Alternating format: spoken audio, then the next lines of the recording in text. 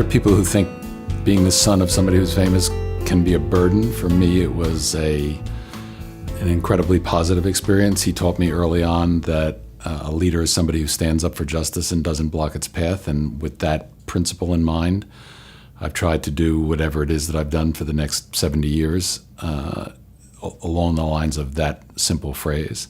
There are lots of great business definitions of a leader, but for me, it's all about social justice. And that came from my father, who was, as the coach of the New York Knicks, the first person to sign an African-American player in the NBA, and he paid greatly for that in terms of people being angry and hate mail and hate calls. In a league that's now 80% African-American, in 1950, there were a lot of people who weren't ready for that. So I didn't know what that meant at the time. I just knew that a lot of people disliked my father. And I would learn later what it was all about, and we would start talking about social justice. I had a sister who moved to Africa in 1960, and that's when I started reading about Africa and fell in love with the continent and ended up being the American leader of the sports boycott of South Africa for 20 plus years between 1975 and the end of apartheid. Well, I think that there are a lot of white people surprised at what's happening now, but I go on college campuses all the time, and whereas white administrators and coaches and students say things are good, and when I talk to students of color and women, they tell me it's not as good as the white people think. I think that we have to learn how to think from somebody else's perspective to begin to understand what's really going on. The things that have happened this past couple of years that have been very public, racist, horror stories, or things that happen pretty much every day in the quiet. We've had video cameras now that are capturing it and putting it in the face of the public, so we can't ignore it anymore. But we were invited to go to the University of Missouri last week to address the students on both sides, and I'm sure what I'm going to hear is a lot of white students saying how surprised they were at what the black students felt. I get letters from people every once in a while. My dad's been dead for 45 years, about some way he touched their lives, that he responded to them when they didn't expect a response. Whether it was a student at St. John's when he was a legendary basketball coach at St. John's, or just somebody he had met, or somebody who had read about him. So I've tried to be responsive in every way I can, but I also realized that my dad touched the lives of people that he never met by the examples he set.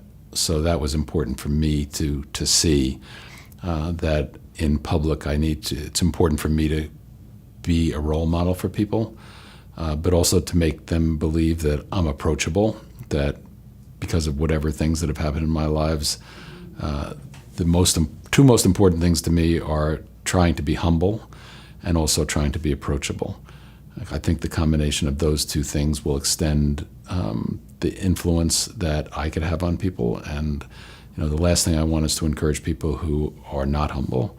And I want people to understand that other people need them. They might not know it. They may not see a problem that another person has, but if they make themselves vulnerable to the other person and approachable, maybe it'll be their moment to share what it is that's troubling them in their lives and to get an ally and a friend who can help them through whatever the crisis may be.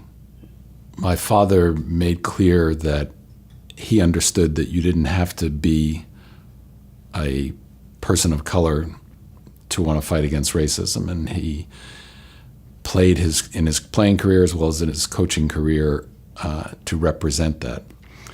I think that was extended in my life to understand that you also don't have to be a woman to want to fight against sexism, or gay or lesbian to want to fight against homophobia, or poor to want to fight against poverty, or Muslim to want to fight against anti-Muslim feelings, or Jewish to want to fight against anti-Semitism. We're all part of that same human fabric, and those are the values that I think I tried to transmit, most importantly, to my children, my son Joe, my daughter Elisa, and our youngest daughter Emily. And they've all made me proud of who they are because they've carried those values.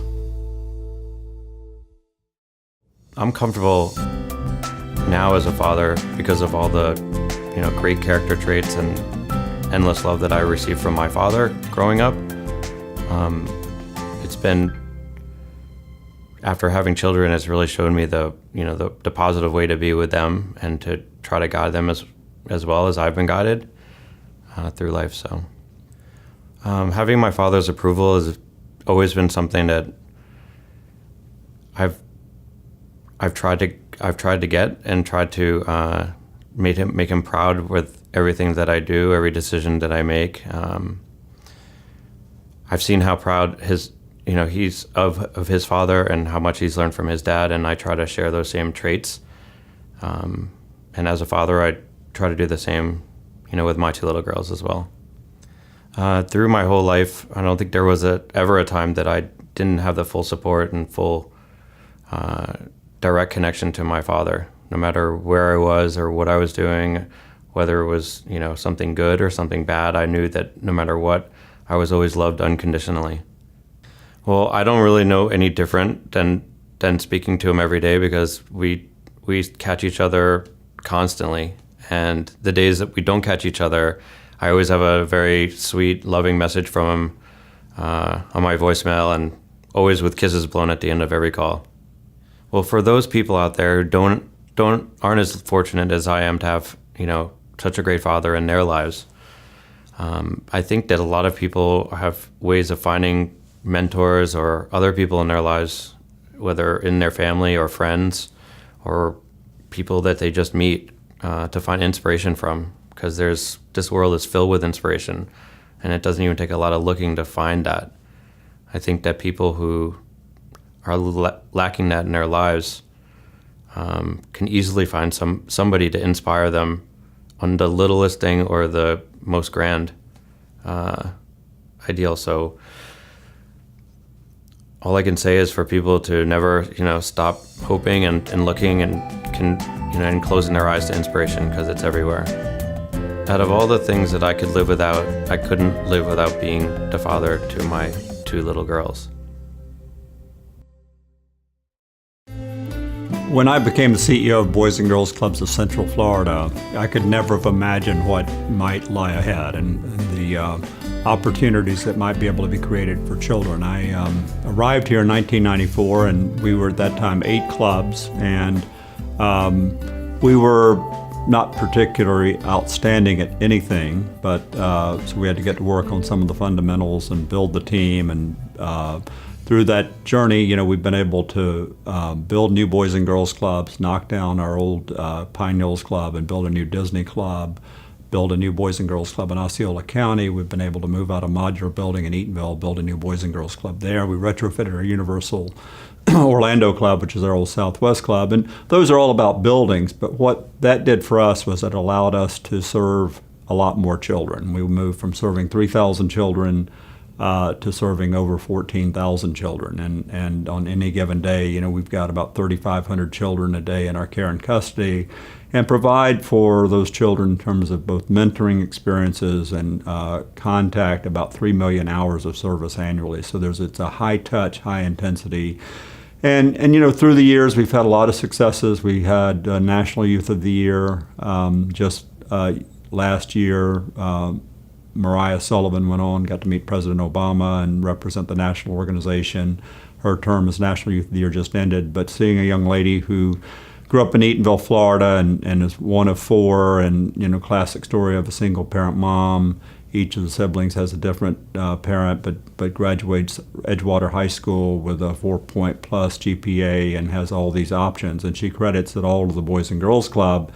And of course, we were there for her in the good times and the bad. She tells the stories of when the police were kicking down the doors and getting kicked out of, public housing because you couldn't have a family member dealing drugs and things like that. But, what we do is amazing work. We're there for children, and we are the forever family for children. I mean, really, when you look, a lot of our children live in somewhat chaotic circumstances. They're not sure oftentimes if they'll be fed consistently. They're not oftentimes given the help and support they need in their academics. They're not believed in at the level they should be. And so when they walk into the doors of the Boys and Girls Club, and we love them for who they are, we meet them where they are, we believe in them, and we encourage them, and we get them what they need in terms of both their basic needs, but also the love that needs to fill their heart, and to get that confidence, and amazing things start to happen. And I can relate to that.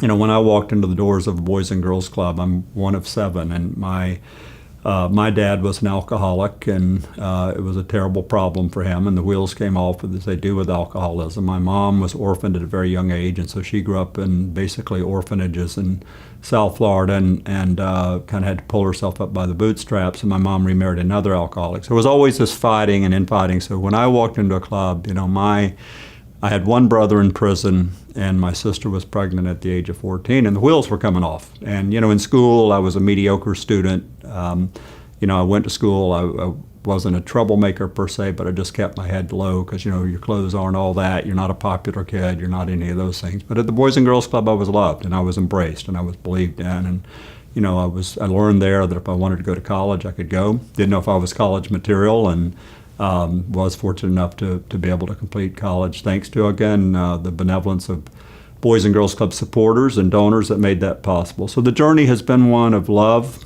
It's been one of believing in the goodness of others and believing in the goodness of children. I mean, I've seen so many transformative things happen for children and see such amazing things. And I just know with children there's always hope, no matter how far down they might get beaten. If we continue to believe in them, if we lift them up when they're down, if we keep them safe. And nowadays children being out on the streets is not a very, very positive thing to be doing. And we help them see the goodness and the possibilities within them. Amazing things happen. And we have a few special relationships. We've got about 16 kids that have full financial assistance thanks to the generosity of an anonymous donor. We've got another 5 kids at Rollins College, thanks to the benevolence of Rick and Susan Goings, that are in years freshman through senior, and Hamilton Holt graduate. Our first Goings scholar just graduated last year, Leanne Noel, who grew up in Paramore. Who'd ever dreamt a girl growing up in Paramore, dirt poor, would end up going to Rollins College and getting her degree, and that's because of the goodness of others. So, we continue to work to magnify our work and amplify our work and invite others to be a part of that work. Our children need you. We need people to believe in our children, and ultimately, none of us chose what we came into. Some of us came into circumstances where we had a solid mom and dad and everything we needed, and we were taken care of, and we had help in making decisions. And my wife grew up in public housing. We were always committed to our 2 kids, and so our kids got what they needed. They had mom, they had dad, they had 3 squares, they got encouragement and support, and they're good adults. And it's interesting when you help people.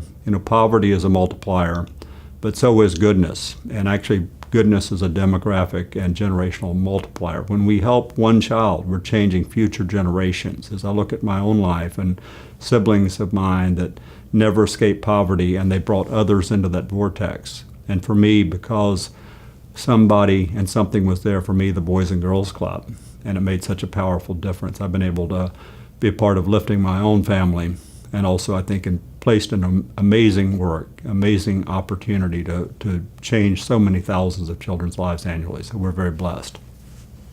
Well, I'd like to send a special message to parents, and it doesn't really matter, what you might be struggling with. Always believe in your children, always continue to give them hope, expect good things from them, and continue to keep those expectations there. But, they're going to struggle sometimes. They're going to fall away. We're in a culture that's difficult to grow up in. And so, we have to continue to nurture, believe in, and help our children be successful. And I think, the other thing I would say is as best you can, have your children be involved in helping others in whatever way that is. When you give and you help others, you tend to bring out the best in yourself. And so sometimes we can get very self-centered. It's very natural for children. And so the more that they serve others and that they learn that what's inside and what really matters is helping others. So always believe.